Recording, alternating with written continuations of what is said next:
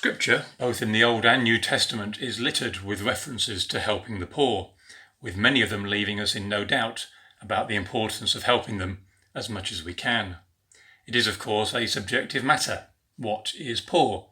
It depends if we're using billionaires as our barometer or the millions of children living on the streets of many of the world's countries. But today's verse makes it clear. Whether we live in mansions or cardboard boxes, dine at the finest restaurants, or look for scraps of food on the nearest rubbish tip, we share a common bond, the Lord, who is maker of us all.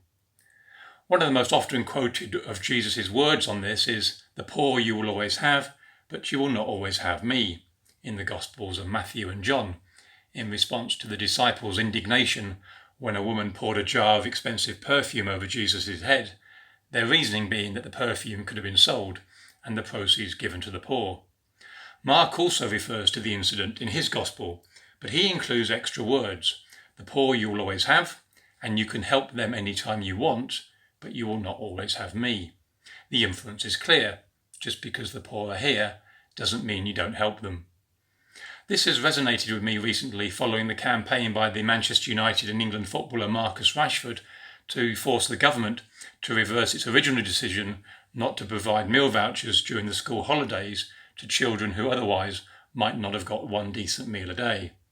Contrast this with other national spending we may or may not agree with. Rashford has now brought together many of the country's major retailers and food producers to form the Child Food Poverty Task Force. Its aim to ensure that no child goes hungry in the UK.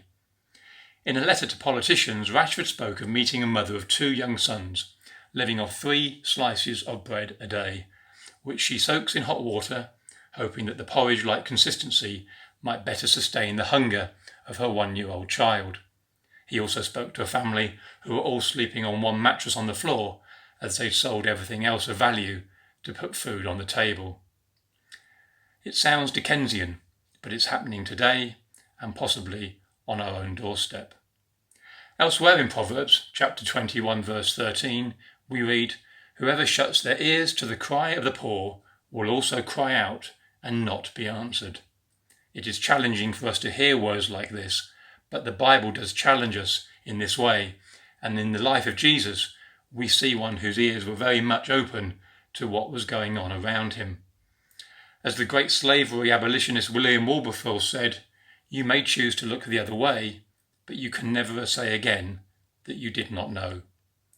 I don't know what your situation is at the moment, but let's be listening and looking out for the needs of others.